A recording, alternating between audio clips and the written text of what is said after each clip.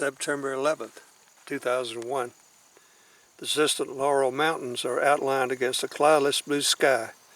The weather is mild, but few people are outdoors. Many sit stunned and horrified in front of their televisions, watching the World Trade Center and Pentagon burn. America is under attack. Terrorists are using hijacked planes as missiles to destroy symbols of power. People in this area feel safe, relieved to be far from any terrorist target. Shortly after 10 a.m., a large aircraft just clears the mountain ridge before you.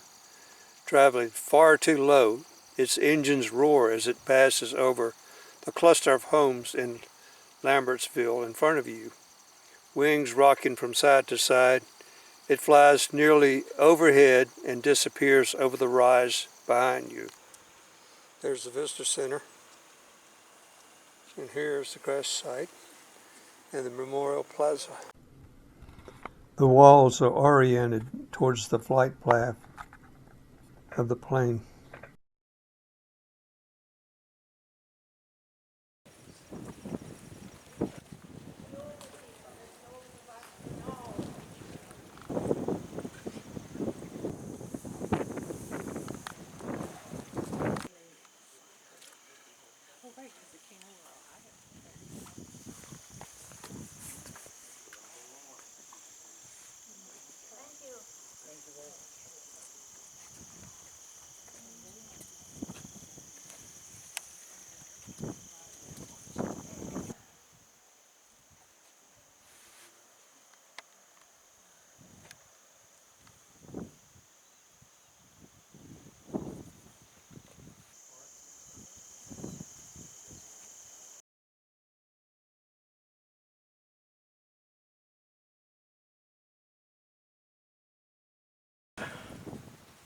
Look at the surface, the way it's embedded, embossed with a wood.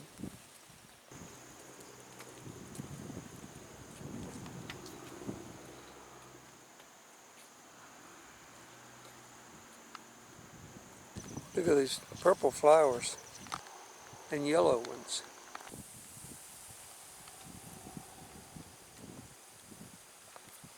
I'm going down the hiking path to the memorial at the crash site.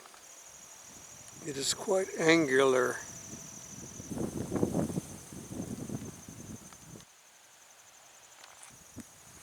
That's a neat profile.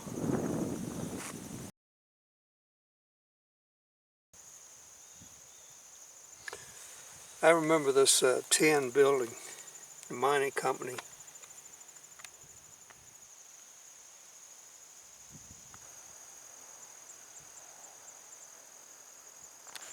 This is a pleasant walk through the field of flowers. They obviously planted these flowers. They're wildflowers, but they were planted. First view, when family members of the passengers and the crew of Flight 93 arrived at the crash site in September 2001, authorities escorted them to this overlook. Family members left deeply personal messages, mementos, and flowers.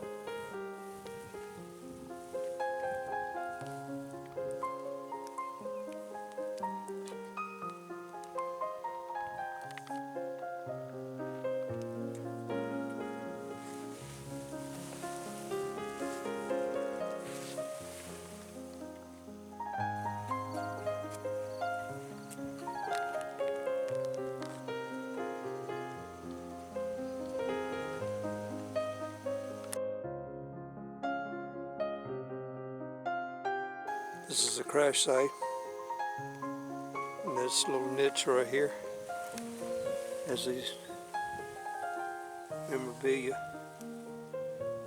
that people have left behind. Look at this, safety pins with beads into the American flag.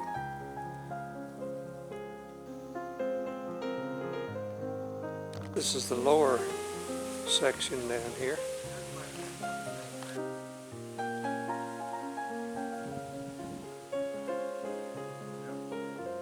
That was the biggest section of the plane of all of the debris.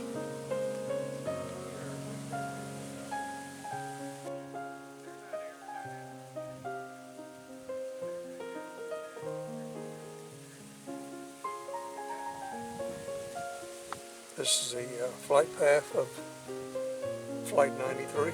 Took off from Newark, and it was taken over somewhere right around the Pennsylvania line, Ohio border. Then it was flying towards DC, and this is where the crash occurred. 20 minutes flight time from Washington, DC. There's the red barn.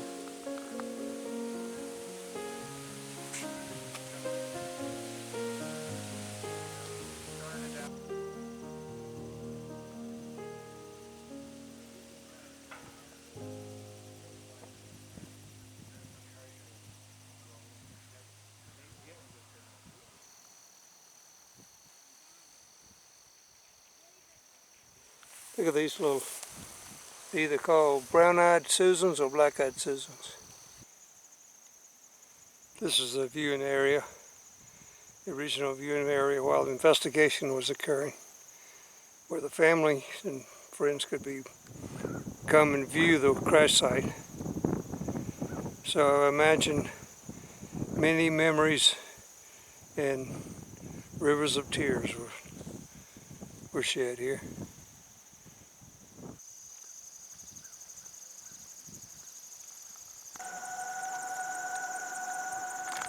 This is the Memorial Tower of Voices.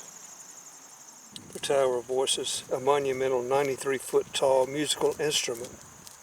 The Tower of Voices marks the gateway to and from the expansive living memorial landscape. 40 chimes represent the voices of 40 courageous passengers and crew members who took a boat together to fight terrorism on the morning of September 11th, 2001. The music of the chimes is a living tribute to these men and women, many whose last messages to loved ones were through telephone calls and recorded voice messages. There are no other wind chime towers in the world like the Tower of Voices.